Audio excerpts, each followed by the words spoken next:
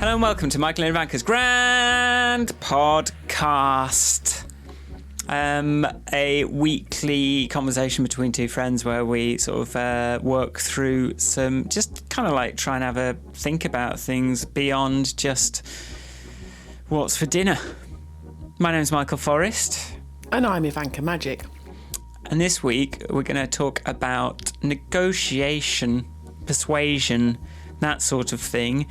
Partly based on, I'm reading a little book, partly based on you've talked about some stuff that Claire Farrell was saying. And also I want to just think about like trying to apply some of the stuff that I've been thinking about to some real life situations.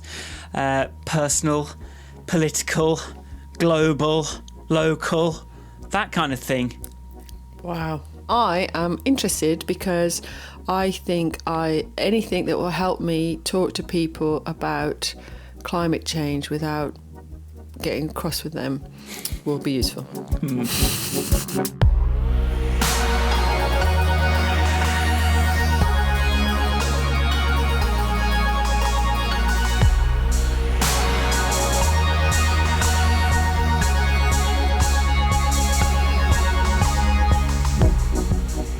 How's it going?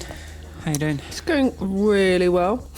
I've had a nice couple of weeks. This week I have I've been a trustee at this charity for like a very long time, years. And, you know, it's not very big and we don't have massive turnover and blah blah blah, but you know I enjoy it. And I've spent a long time getting to a point where we nearly have a new website ready. It's like something that I thought I'd be able to sort out in like 3.5 minutes has taken me years. Maybe 5 years. Because anyway, that's very delightful. Yes. So the manager of the centre came over on Wednesday morning and we side by side, we co-made content. So we've had a WordPress site built and now we just need to populate it. So that was very satisfying and very productive. Congratulations. Thank you. Nearly. Congratulations. Maybe wait until I'm talking to drink the drink. Oh, yeah, okay. I thought I'd finished anyway. What about you, Michael? How are you? Okay, I am good. I'm policing Ivanka today on eating and drinking and it all just comes to me. I've got to like there'll be this little mouth sound that I've then got to go in and just delete and mute on your side. It's like, don't drink! Because this is what happens when you make everything very loud. Like all those little sounds get really loud. It's like someone's doing that in your ear and it's like, ugh. Like Adam Buxton recently let someone basically eat a salad whilst being interviewed and it's just disgusting. It's horrible to listen to because it's like the whole time you're hearing this. Anyway. Were they very busy? They just hadn't eaten for 24 hours or something, so fine. There was a reason, but it just doesn't make for a good audio recording in my limited experience. No. I am going away next week to Milan for a week. I'm looking forward to a break and to have a proper little break. I'm probably not going to even bring my laptop. So scream emoji. Scream emoji. Because and I think it's good. I think it's a good point to have a little break because I did have one burnout and then one sort of semi burnout recently, and I think I'm just trying to get a few things finished this week, and then I've got a week away, which I'm looking forward to. So you're going to get to practice your Italian. See, I've got 2 more Pimsleur Italian lessons of 90 left. So 2 more mornings, so you're practically half hour. Fluent. Sì, sono fluente, if that's a word in Italiano. Don't know. But no, I'm looking forward to feeling like I can at least ask, what does this word that you just used mean? And that's it. So I'm looking forward to that. So I'm just going to get like an MVP, hopefully something I can share in my happiness app version 3 out in the next few days that I can start getting to people to look at and experiencing augmented reality data visualizations, as well as a very nice, neat way of recording your journal, and also like I am thinking about this. It's quite nice going back and finding starred. I've got this concept of starring old journal entries, which is actually really nice for sort of like compressing your timeline history and actually kind of going back and finding those events and seeing those things. I discovered an old thing where I'd said there was a model shoot going on upstairs, and a lady in a lift asked me if I was one of the models, and I was like, yes, which I'd completely forgotten about forever, but it was written in there, and I was like, yeah, I'll leave that one starred. So if I ever want to just ever need a little boost. I've got a really important question off the back of what you just said. Yes. At what point did we start saying emoji instead of emoticon? I prefer it as a word. Emoticon's a bit of a mouthful. And it is sounds hard like to say. It's true. And It's true. Emoji's a bit it's because squidgy, isn't Japanese. it? It's because it came from Japan as well, didn't it? Like, well, Don't know. like as a sort of generalised kind of language in itself, emoji is a Japanese word. Oh, Yeah. okay. All right. So there then. you go. Facts and figures.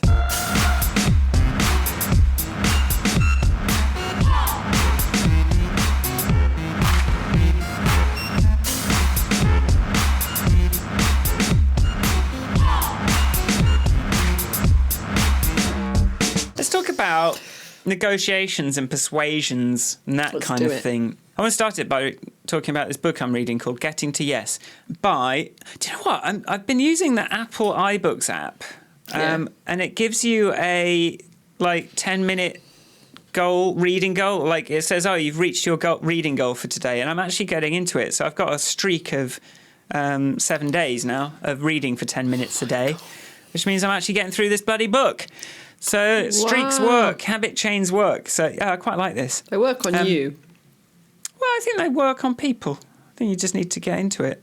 Okay. Like once you've started, I think you can. I think it works. Are you Your saying you're habits app rubbish at keeps it? telling me that I need to do my shoulder exercises. Well, you need to get into it. Like if you sort of if you break the chain, then it's much harder. But if you haven't yet broken the chain, it's great. Okay. So maybe you need a new chain or an easier one or something like that. Getting to Yes, I'm trying to find the bloody author and I'm not telling me about the authors. Some bloke, a white Roger bloke Fisher. that used to work in sales. Is it? Roger Fisher, who is a professor of law emeritus at Harvard Law School, actually. Sorry, Actually. Roger. I was rude about you. Oh, do you know, I've just lost my place I was as a result of doing that. Oh, no! Did you see my prejudices coming out then? Yes. I think the as long method. as one is aware and constantly examines one's prejudices, then they can move forward in a cohesive and cooperative way in the world. So listen, right, this book, I'm Right, actually listening. not super... Does it say that? Start with that. So, listen. Despite, listen to me and obey, despite talking about this book, I'm actually not super far through it, but I'm not superstitious, but I am a little stitious. I'm not super far through it, but I have certainly been inspired already. So the crux of it is that people come into a negotiation with a position, and which is advantageous to them, and the other person comes into the negotiation with their position. So I want you to pay more rent, I want to pay less rent. And then you've got two kinds of people in that situation, people that will bully their way to kind of getting what they want and maybe sacrifice the relationship, or people who will want to protect the relationship and as a result will probably give too many concessions. Right. Which is, we can all identify, right? Yeah. And what this talks about is, okay, don't argue over positions. Come in and talk about your interests. If you say, okay, well, I am interested in being able to stay here for a longer time. I am interested in being able to save money, or making the place nice. And once you, this is a landlord example I'm taking here, but once you sort of start to talk about what you actually want from the situation, you'll find that there will be more overlap and that there's a way that you can reach an agreement, having kind of looked at what your respective interests were that maybe you wouldn't have thought of. And actually a lot of the time they may actually, the fact that you have sort of opposite ideas about what you want actually means that so the example is an orange. Someone wants all the oranges. They both want all the oranges, but one wants them for the peels and the other one wants them for the fruit inside. So if they just stopped fighting about who gets the oranges and actually talked about what they were going to do with them, then they'd realise that one could take the peels and the other could take the middles, and everyone's happy and it's brilliant. And then, it seems to then largely be about stuff we talk about and we've done a lot, which, this sort of research brainstorming thing of, okay, let's get, if you, instead of facing head to head at each other and kind of arguing over position, it's like you're looking at a problem together, sitting next to each other and trying to figure out a solution together and using all the techniques that you can use to find solutions to things, which is like sort of blue sky brainstorming sessions and like having crazy ideas and, sort of reserving judgment, all that kind of thing. So I'm finding that very interesting. That does sound very interesting. And what I think why it's important now is that so much of the discourse politically is, and just online, is people having a position and defending their position. And my sense from thinking about my blank state project is, why can't we be talking about our interests? And then, because I think if we all talked about our interests, we'd realise that there's a lot more crossover than there is when we sort of only argue over positions. So, in an example Claire Farrell definitely did bring this up in that Extinction Rebellion talk about the fact that it's much easier psychologically and collaboratively to talk about your sort of enjoy the process more than the outcome, be more focused on that sort of finding a way of going, okay, we all want to survive, so how do we do it, rather than I want, because this is the guy I've got on my Facebook who always goes on about nuclear. It's like, see, if we had nuclear, it's like, look, you and I are both interested in the same thing. Yeah. Can we stop putting forward, you're assuming that I don't want nuclear, because you see me as a bleeding heart screening. Let's just see why the dog is barking so vociferously. Hooray, it's dog time. Floyd, for crying out loud, we're going to the kitchen.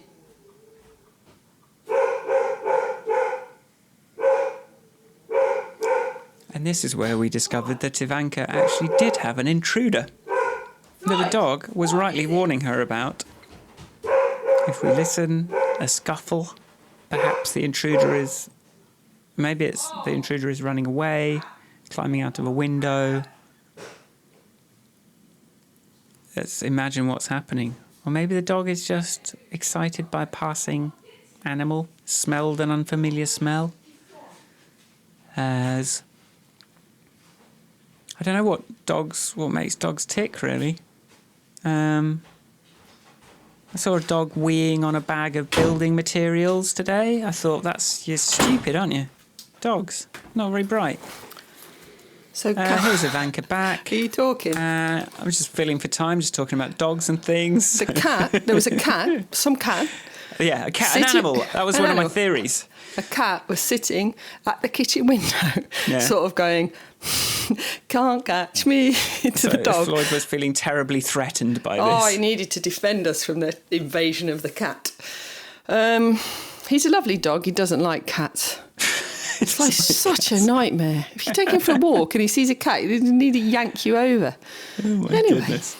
Right, and then I had to open the window. The cat was just looking at me and going, so shall I stay? Do you want me to go? So it kept just moving a bit further away, going, is this far enough? I was like, get out of the garden, please.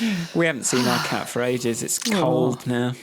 The window's certainly never open, really. So it doesn't pop in. Maybe we'll see it next year. So no more cat vomit on yours. I think that's the advantage.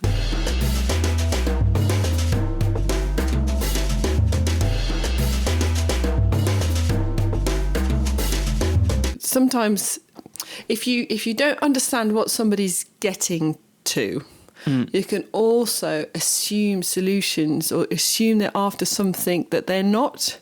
Because even somebody sitting down and looking for a pay rise, when you sit down and break it down, it's often because they're fed up at work.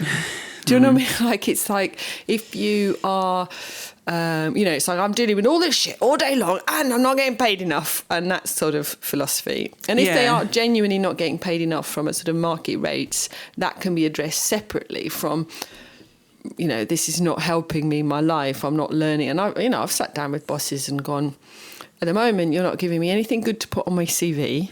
I'm not enjoying coming to work, and you're not paying me enough. So, I feel like it's all give here, or all take, or whatever. So, and in a positional argument, like you'll be imagining that your worst case scenario is the thing that they're pushing for, which is like not even necessarily the case. But I would like to talk about like how we could use this in job negotiations.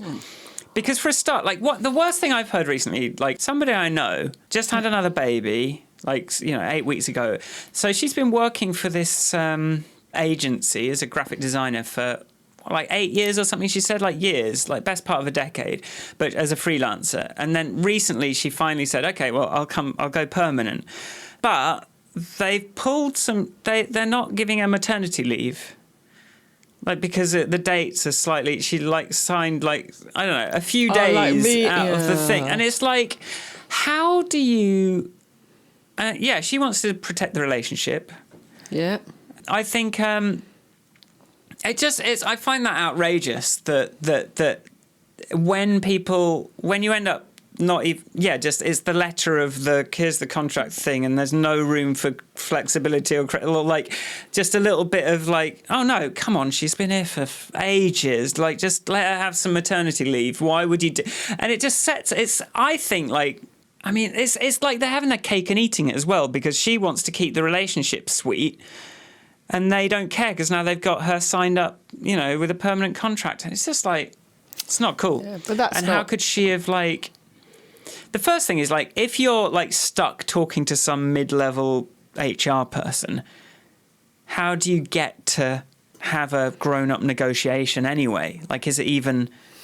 And I will never want to work for places where I can't even have that grown-up conversation with someone that can actually has a bit of like flex, or can actually have a real conversation. Because a lot of the time it's like, money is one factor, but I also want, like, maybe we could talk about other things. Like, I would like to, maybe I could work a slightly shorter day, or maybe, I want my Fridays, or I want, like a term, like, can we say like 3 months and then a break of 2 months and then 3 months? Like, actually kind of get creative with those things. And I'm always a bit nervous to like kind of put those on the table.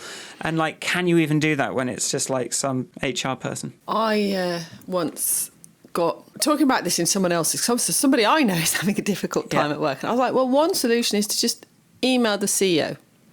It's risky, but if they are not understanding what is wrong, like the fact that they have a policy and then they're undermining their own policy by then, and you're supposed to be implementing it. Tell them, write it down, tell them. It doesn't have to be aggressive. And then I was telling Nick, I was like, well, that's bad advice. I was like, but I remember at LBI, an email went out about how we weren't going to get pay rises that year because blah, de, blah, blah, shareholders, basically, blah, de, blah. And I got really, because when I was at LBI, I think, in terms of billable days, they only need to sell my time for about 3 months and they'd covered my salary. And I know there's other costs associated, but still. And I just, on the train back to Brighton was like, well, okay, we can't talk about pay raises. What about talking about more holiday days? What about talking about training courses? What about conference? Like, there's 1,000 more things that you could offer me. And I got really like boom, boom, boom. And I went, this is the error I made in terms of, was that I went past my boss straight to the CEO. So I undermined her. I was, it wasn't the right approach, but it did get me 15 minutes with the CEO to go, don't you expecting loyalty, and you've got to be, this is supposed to be a creative agency. Be creative about how you reward us. Yeah. So I did a CC of that same CEO in another situation. And sort of like, I don't know, I think it worked, but you've got to like be able to follow it up if you're going to do that. But it's like when you feel like your only negotiation position, and I feel like you feel like the conversation is, well, we just won't give you the job, or you could just be fired if you don't agree to our terms. But like, a lot of people fall into this trap, like they're not giving the other person anything. They're not gaining anything from employing me. Like it's this idea that they just hold this thing that you want, and that they can ask for, demand whatever they want. But finding new staff is really hard. Replacing people who leave your team, people who leave your business, is really hard. Expensive, takes time. It's risky. Yeah. Like, the team you have is always, with a few exceptions, going to be a better option than losing anyone, unless they're particularly not very good. And then you've got to also get good at getting rid of them. But as a negotiating position, it's like, well, if you don't play nicely, if you are going to get nitpicky, do you want me to come back and play to rule? Because I could also work to rule. If you're going to look at the dates, great, but then I'm working from 9 till 5:30. I'm taking 1 hour for lunch. I'm gonna you know what I mean? Like, I'm not going to answer my emails outside of work hours. I am not going to. Where does that end? It seems like an incredibly childish sort of. Do you want me to go round? Shall I go? Shall I phone them up? Do you want me to do this too? Like, I could do this too. Yeah, like, and then people kind of retreat from that because they want to protect the relationship. But I mean, what are you protecting if they're already treating you like dirt? I don't know.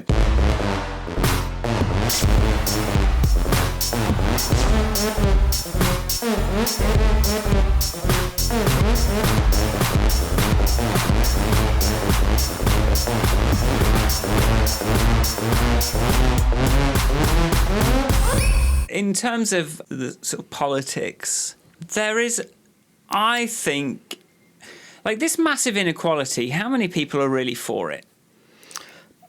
I don't think any, but that's that going back to that video of like people walking around Guildford going, do you believe in free, good education for everybody? Yes. Do you believe in a free NHS? Yes. You should have voted Corbyn.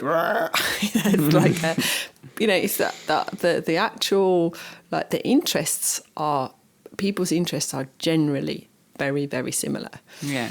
That's my feeling as well. And there'll be different things. You'll have your bugbears and your things at the moment that are like, why isn't the rubbish being taken out? But generally, I think that mental leap of you need your state to be looking after you when you're down rather than necessarily like kind of giving you even more when you're winning. Like that's sort of like back to front way of voting that a lot of people are doing. This is one of the things on the subject of the leg up and equality.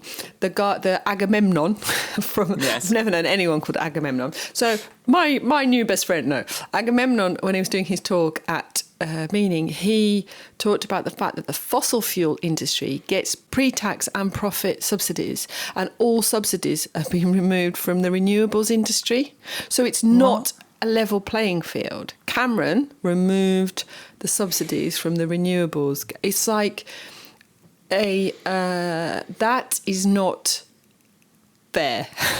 Here's the thing, like, the more I hear about reasons not to vote Conservative, the more I understand about what the damage they've done, like, over not just the last decade, but also, Thatcher times as well. Like, the more I understand, like, it's the position of, right, well, I'm not going to vote for them is a distillation of a lot of kind of little things along the way, and then that's the danger, is that if you just talk about the position and you don't like help the other person see why you got to that position, then it's gonna be hard to get through to anyone. So, but it's really tempting to just like, well, no, this is it in a nutshell, not Conservatives. But then what? I like them. I like not paying taxes on business. Oh, Corbyn's going to want to turn this into a communist state. Yeah. And take away everything from the rich and give everything to poor people. And I'm not going to have a house. Yeah, well, I think I think the positioning thing is a bit. So on those things of like equality, there are. I think there's very few people that would, at least in public or openly, disagree. I think though there's a. You said that. Flipping hell, the discourse right now. Stuff people wouldn't used to have ever said is now just toss it off with their real names attached to it. Yeah, So yeah. Just I'm in not, like a. I think there's a function of the fact that everything is so ephemeral and everyone forgets everything 2 minutes after they've seen it probably, that there's no consequences for saying something racist anymore. Anyway, proceed. Going back to Agamemnon for a moment, is like yesterday I was in a parliamentary thing with 400 young people from Lambeth or whatever it was, all being spoken to by this minister going, I believe in you, I believe that you can all do these things. And then he stood up and went, you're full of bullshit. And then he brought up Hansard and said, you argued against the cap on tuition fees. Like, how can you stand in front of these disadvantaged kids and tell them that you're on their side when you actively voted and campaigned against them? So he was that sort of a guy, and that's why I liked him so much, because he was like flipping everybody the bird. But it is that sort of something has gone a bit wrong in what people are willing to admit as well, that they are. There's not enough shame at the moment. There's just not enough embarrassment and shame and all their little like. Who knew we would be saying this? I don't know. But what you have segued into, in a way, there is the next thing in the negotiating list is agreeing on objective, like measuring things against objective, like measures, like looking at something that you can both look at objectively and compare it to that, rather than kind of doing it all over opinions and this kind of thing. So, for example, the example it gives is like if you wanted 5-foot foundations and the builder only wanted to do 2-foot foundations, you wouldn't, and then that you go to the builder, I want 5, and he goes, yeah, well, I already gave you that roof thing. Like, I did extra stuff on the roof, so can we just do the 2-foot foundations? You wouldn't go, oh, yeah, okay. You'd go, no, well, what are the ordinances? What are the cities? What are the rules? What are other houses? And, you'd look at the facts and see what I don't know enough about housing. I probably sound like an idiot. You wouldn't, like, have that debate over your opinions and, like trading, like, on other things. You'd be like, no, I want my house not to fall down, right? Yeah. But as you've sort of touched on, was like the sort of decline of people's acceptance that anything can be an objective measure is a poison we're all facing right now. But yes, that someone does a study on the profitability phases of drilling. Deep sea drilling was another example. It's like, oh, there's some research been done, let's look at this and use this to make a decision. And the person that's asking for way too much money realizes, oh, it's actually not profitable, so let's like do it this, and then later on we do this. And it's all about, surely there being some sort of study or objective information about something is always like, oh, brilliant, something that we can use to reach an agreement. Why isn't that the discourse? I think a lot of things that are wrong at the moment are scarily wrong. And I think that's what, it just makes people go, oh, I can't picture this in my head, therefore I'm going to fight it. It makes me feel scared. It makes me feel, therefore I want to fight it instead of fix it.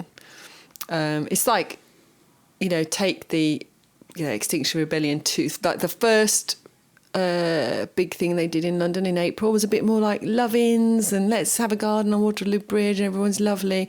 And this time, like, the police, even before they started, went in and like seized their wheelchairs and wheeled access, like properly stuff that isn't and could never be considered in any way dangerous or offensive or a weapon or anything like that. And it's like, this is too much to deal with, so we must attack it. And I mean, even the police's own disability association or commission or whatever they have are criticising them for the way they handled their second big rebellion. And it's like, it's just that I can understand when I'm talking to somebody about, I don't know, inequality, or somebody who's always voted Conservative, and I go, do you know, you've I didn't vote for it. you did. So while they'd go, no, how dare you judge me? Why do you know? It's I think it's to do with our emotional reactions to these things, right. because they're so hard. In the same way, it's like if you're asking your boss for a pay rise and your boss does not have the power to grant you a pay rise, that person, I mean, I'll talk about myself in this context. You know, some places you get a budget and you know what you can do. Some places someone's coming to you, you know they deserve it, you know the market rates are wrong, but actually you cannot do it. All you can do is go to HR and raise it up and go, we're not paying this person enough. What do I need to give you to help you make a case for us paying this person more money? And then, and the person keeps asking you, you're like, I can't do anything. I am helpless. And you're just stressing me out now because I don't know what I can do about it. And I hope, largely I've handled these situations professionally, but it does. Like, I only wish I could wave a magic wand and make it better, but I don't have the power. So I think in some of it, it's like demanding of the powerless or people who feel unempowered that they do something is also not, it's not going to be conducive to good, healthy discussion.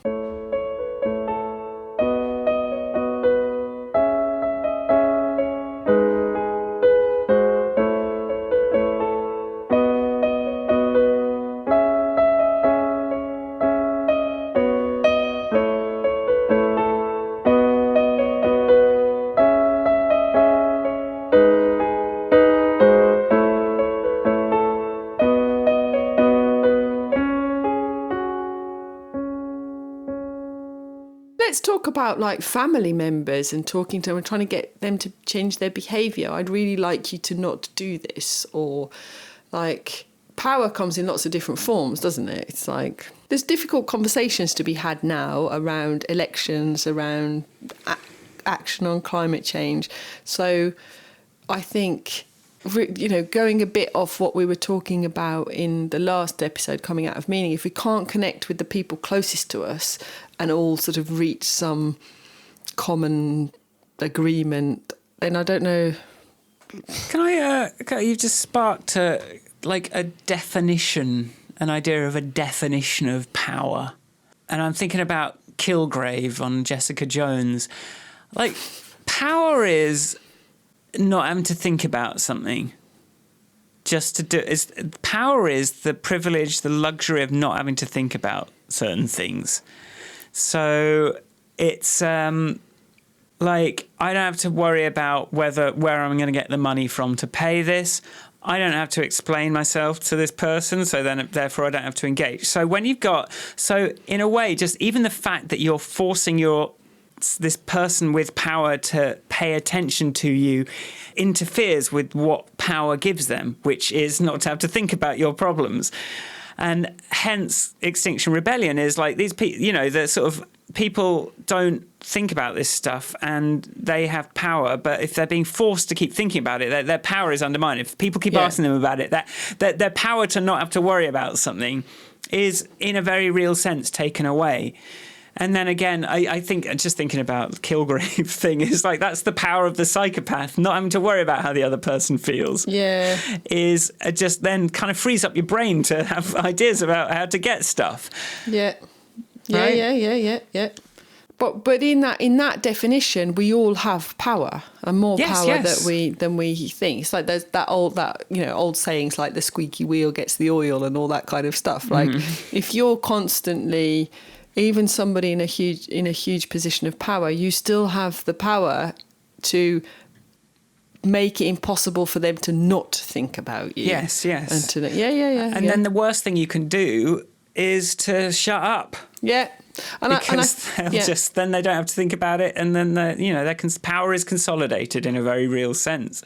Because I think that this is what that whole thing about not being fatalistic that I wrote down in my meeting. That's what it is. It's like it can change. Whatever your power is, if your power is to make somebody have to walk the long way round to work because you've blocked a bridge, or if your power is to make them have to think about what they're going to cook you for dinner because you've told them you're not eating meat because of climate change, maybe that's a power that I am not using enough. I'm being all very considerate and do you know what I mean? I think because that was. But you worry that people won't like it. Yeah, but and it'll like, be some things are inconvenience. worth. And terribly sorry, but I'm very worried about this. That woman that I really liked yesterday, I really did like all the speakers yesterday. Sarah McKinley. She talked about being a change warrior. It's like we're all warriors. We're not just like and she used powerful words like that because she referred to an example of some Indian territory in America, Native American territory, near, I don't know, Ohio, somewhere, I don't know it well enough, I'm sorry. But she talked about the fact that the chief, they sit in prayer circles, and he describes it as hearing from his ancestors going, stop accepting what is being done to you and start changing it. Just do what you know needs to be done. And sort of whether he heard that in a prayer circle and it was his ancestors talking to him doesn't really matter, because apparently in Native American terms they talk in terms of 7 generations forward and back. Right. So they don't have this sort of short-term political view that we're stuck in, which is like a 4-year election process where people kind of like, they're either trying to tell you whatever they need to get your vote, or that's basically what they're trying to do pretty much all the time. They've got to do just enough to prove that it was worth voting for them, and then they're going to go, yeah, sure, sweets, yeah, we'll all have sweets, and then they only have to think about it while they're trying to get elected, and then they don't have to think about it anymore. Like, it's like, unless we keep at them the whole time, they're just, what is their incentive to actually do anything? Probably minimal, unless you sort of come into the next election, and this is how it works, isn't it? It's just all this, I've got to persuade people to vote for me, and then I just forget about everything. Have a little sit down. I think we tend to overestimate the power the powers we don't have. We tend to overestimate how much that gives the other person as well. So the idea that if I had £1 million, I wouldn't have any problems because I don't have £1 million. So I don't know what it's like to have £1 million. But of course, when you've got the £1 million, you got spending that money in an effect, like actually getting something done. Doesn't matter how much money you throw at it. Like, there's so many other problems as part of that. When you do have money, you're kind of constantly exposed to how inadequate money on its own is to solving very big, complex problems. But when you're someone without money, you think, oh, well, yeah, but they've just got all the money and I'll never get what I want, so I'm just going to shut up. Because you don't realise all the power that you have and the things that you have that probably they don't have. I think somebody ended up talking about this. It's like power yesterday did come up, and that's what I meant about yesterday's meaning gave a lot of different language and different lenses on concepts that you and I talk about often. And it was something like the 3 principles of power. No clue who said it or where it comes from. I've got some pictures somewhere, it might help. But it says, rules of power are power compounds. So the more power you have, the more power you get. Power justifies itself, so because you want to protect yourself, and then power is infinite. But that was also that it's delivered in the context of you might think you don't have power, but the more you assume you have power, the more power you will have, because your power also compounds.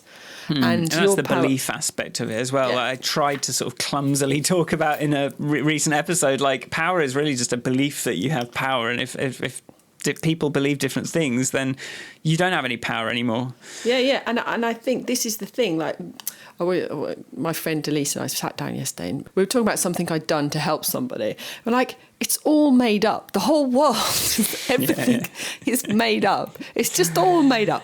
And we're sort of agreed that these rules are the rules that we're playing to at the moment, and these are the things that we have to do, and in order for that made up set of rules to persist. And there's really no reason why the rules can be a bit different. The real stuff is, am I hungry?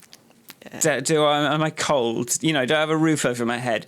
But let's put it as let's look at the happiness wealth threshold and say, beyond like a certain point of wealth where it does turn into pure belief about, oh well, they have a better brand of lawnmower or whatever the hell it is just entirely fictional. All of those comparisons at that point. The real things are hunger. The real things are being scared about how you're going to survive. beyond that, we have invented an awful lot of stuff yeah. fixate on that doesn't mean anything, really. This is that from that woman, the zebra woman. Yeah, I've still got the zebra picture in my peripheral vision there. She goes, she from a book by somebody else, she put up rules for action, which is change the game. Yeah, because that's a really important. Like these are somebody made up these rules. Like if you don't play by these rules, play by some different rules. You know, make the game different. Yeah. Unless you're four and trying to play Uno, then you've got to do the rules. But anyway, so then change the story. So create a new narrative where powerful white men don't get to sit at the head of the table in the meeting that you're in and be heard. Like why isn't there a story where everybody under 18 gets to vote? Well, what's wrong with that story? And change the equation. Like this is this book by Eric Liu. But it's like it is all about whether or not what you believe that adhering to the game as is currently invented is worth the bother. People and just compare, like who are the people that benefit from adhering very closely to the rules of the game as it already exists? That's spam bots and that's hacks. That's all the gross stuff you see where people have that's benefit fraud. Even if you want to look at that, here is the system, and people that just say, okay, well, I'm going to completely go with this system as it is, tend to do stuff that is not very nice. Whereas the people that change the rules, change the foundations on which everything's built, introduce a new perspective, they're the people that we revere and aspire to and possibly try and assassinate as well. But they're the people that are actually making the world, not the people that follow the rules as they exist. No, exactly.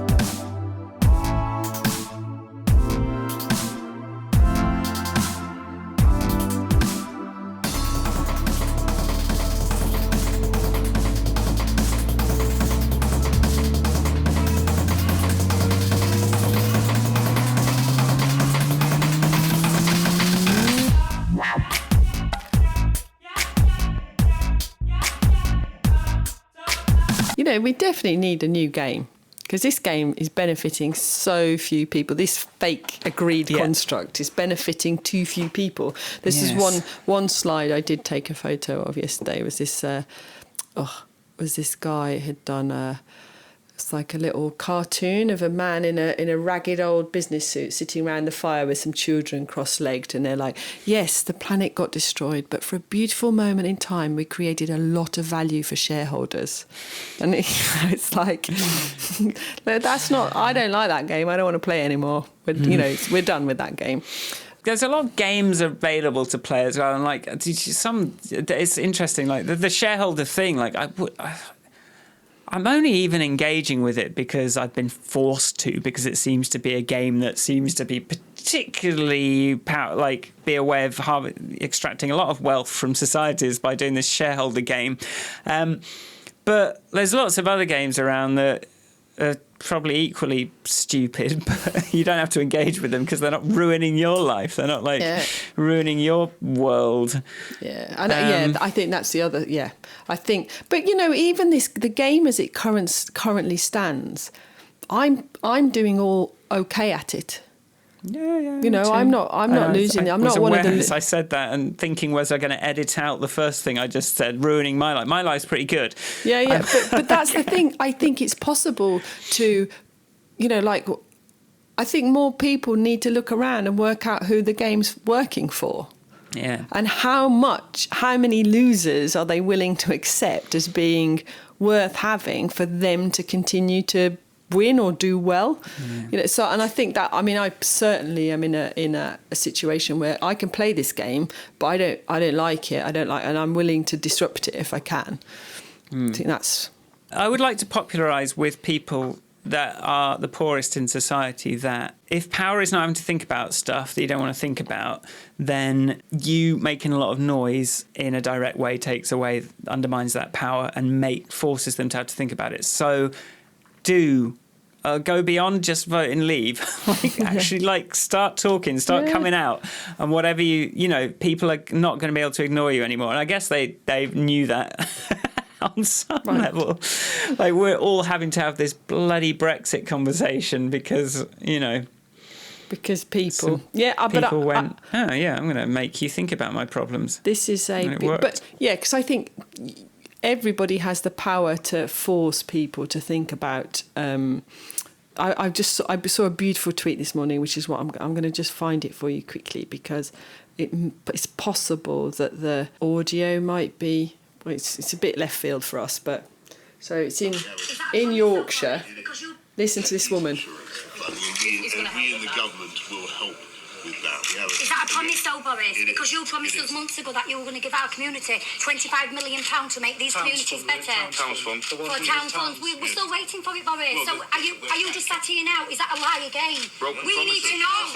We need help. 100%. The people were walking in here yesterday, Boris. You didn't see them. Little girls from Fish Lake with no shoes on their feet, Boris. Right. A lady, a 78-year-old lady, Boris. Honestly, it's heartbreaking. It's heartbreaking. What about people's heartbreaking, Boris? Obviously, very passionate people have put a lot into this. How well does she use his name? What are you going to do, Boris? So you're lying to us, Boris. Boris, is that another lie, Boris? It's like what? It's like just beautiful the way she just goes. No, you. I'm talking to you, Boris. I'm not talking to you, Boris.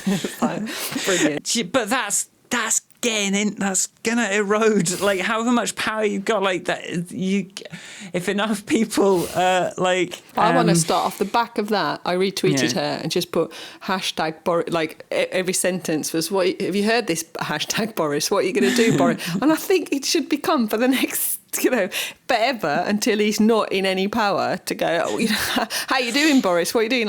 Flood the internet with hashtag Boris. You flood these people's feeds. Yeah, it's just you can't go anywhere because the whole world is going to be covered for the next 6 weeks with. And if he gets elected, and then we should ramp it right up. Yeah. It's if you get to be our Prime Minister, Boris, you've got lots of work to do. Boris, because the world needs saving, Boris, and you've got the power to do it, Boris. So it's I thought that was anyway. I liked her. Yeah. Oh, Boris. He's definitely spent a lot of time focusing on what the current rules are. So of course he's terrified of the rules changing. Absolutely.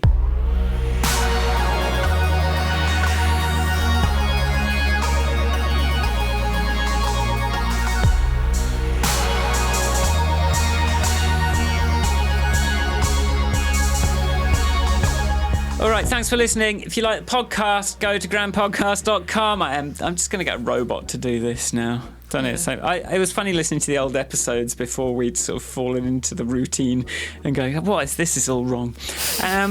If you like it, you go to grandpodcast.com. There's a subscribe button or subscribe in the app, and just subscribe your friends like Ivanka's always telling people to do. Yes. And there's a mug down below if you want to buy our mug. It's nice. Where can people find you on the internet, Ivanka? People can find me at Ivanka on Twitter and at grandpodcast on Instagram. Yeah. Mm-hmm. And you can find me at michaelforrestmusic.com and on YouTube user Michael Forrest if you want to look at some nerdy synthesizer stuff. What's Ivanka doing with this phone? I'm going to do an Instagram photo of it. Instagram of me. Ooh, of us. My hair. My messy office. It's a shame Nick's iMac's behind it, because I might be able to crop it. While Ivanka works on our social media mid-outro, I'm going to say, what's the other thing? So we've got Patreon. If you are interested in donating money, we can use it for stuff. There's plenty we're already investing awful large quantities of time. It might help placate our significant others' concerns. They don't mind. They don't mind. They love us. And what else? Anything else? Yes, ratings, reviews, please write them. If you can, it'd be really nice. Some stars. They could do very well for beating the algorithms. Yes, and help us turn down sponsors in future, maybe, if that's the other reason for Patreon. Because obviously this podcast is going to blow up any year now. And then we're going to be put in that position. Do we want to start talking about space every week? Do I want to tell you, hey, do you want a beautiful designed website with drag and drop templates? Should we do like a practice ad? Hey, there's something that you can do, which is home security. Oh, but we could also sell betting. We could do that Barclays, the bank one that says we could do that Sky one. No. Guaranteed Wi-Fi coverage. Imagine if we were talking about that nonsense in your podcast. Do you want that? Is that what you want? Because that's what'll happen. It's a bit of a cultural reference. Just say no. Just say no. Meanwhile, goodbye. We'll see you next time. Bye. Bye. Bye.